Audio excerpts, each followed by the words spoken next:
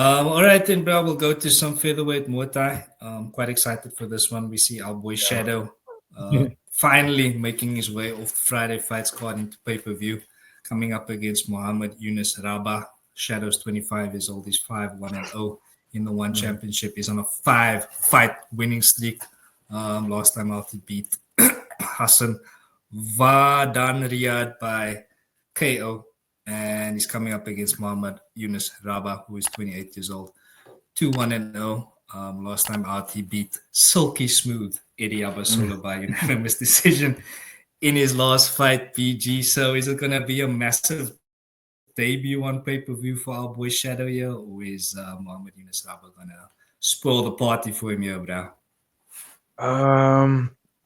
It's going to be a tough fight. I tell you one thing, if there's one way of beating Shadow, it can be with a lot of movement and a lot of consistent footwork activity. But Shadow is the kind of guy that he's like a bigger, stronger version of Muay Thai. He's powerful and he's selective, and his elbows are dangerous. And once he gets you into his void, this man goes to work, bro. And he's tough to beat.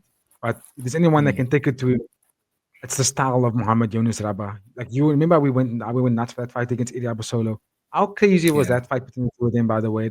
The level of speed and what they were displaying, and just absolutely amazing. And I think that style can be the style that will give Shadow a tough time. Granted, I do think that Shadow can put Mohamed out, because Eddie dropped Mohamed as well in that fight. Remember, Mohamed is a lot smaller than both of these guys.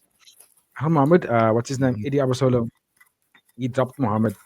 So I think Shadow is a lot harder hitting than Eddie Abasolo. And I think if he can get the fight into close quarters and not necessarily stay out in range, the fight's in his favor. Because when they fight out in range, Mohamed is taller, he's got the longer weapons, and he uses his weapons really well. He's very slick. He's got good elbows, fantastic counters. He also uses his range in a way that people are kind of falling into a hypnotism in the way that he moves. It's brilliant to watch. However, his style does gas him out. We did notice in that third round against Eddie, and previous fights before that when he fought Summerpicked as well, there were times where Mohamed Younes got gassed, especially in the later rounds, because of those spinning techniques take a lot of energy out of you.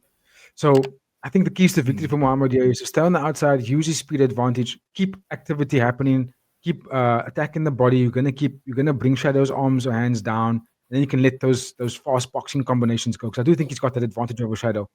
But that's a lot easier said than done when you got Shadow who's quite competent in keeping his hands up high. I mean, he didn't go on a 5-fight win streak for nothing. You know what I mean? He's been showing levels of his game in each fight. Where, for me, the one thing I wanted him to really show me that he was good at is his defensive game. Because I know going forward, he's super dangerous, dude. This guy can put you out with multiple weapons, knee to the body, an elbow to the face, boxing combinations, high kick. He can do it all, but he does it at like one shot at a time. Bang, bang, bang, bang, bang. Whereas Mohamed is like, he's just flowing at you. And he's flowing. So it's a clash of styles, and I'm really keen to see which one will be able to implement the game plan better. I know that Shadow's got better durability. So it's this could easily also be a main event in any other card, to be honest with you. So I'm quite for this matchup, particularly because they're both ranked, if I'm not mistaken. I think Shadow is ranked number 4 something in the division, or number 3, somewhere around there, number 4 in that featherweight division. And I'm not sure if Mohamed is ranked, but I mean, if the website could show us a top 10 or a top 15, you would see these two guys definitely in that numbers. You know what I mean? That's how highly ranked they are. It's a good fight. I think it's safe to say this could be a fight that could set either one of these guys up for a potential number 1 contenders matchup next. You know, they can it'll back up their argument to say, listen, I can fight for a title very soon, whoever wins here. Put it that way.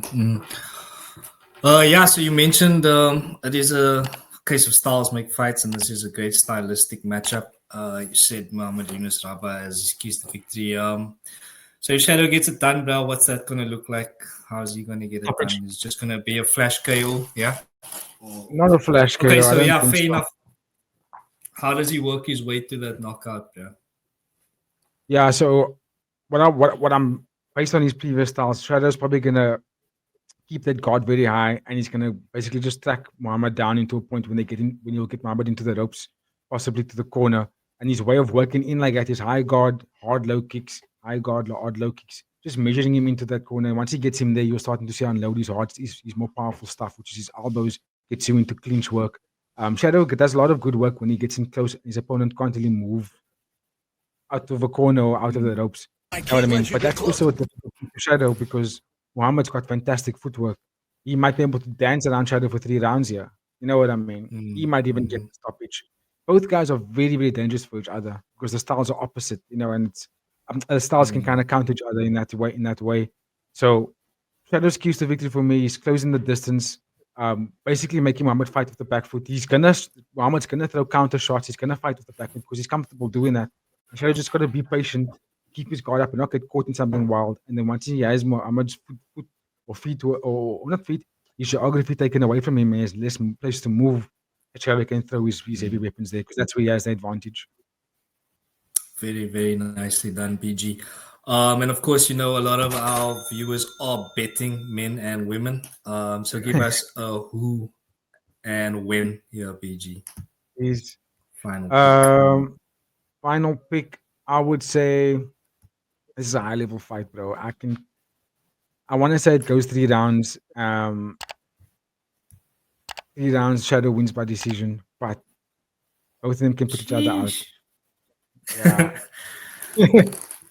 So, when final verdict, Shadow by decision. Yeah, when you get to this point, where the guys are like this good at each other, right?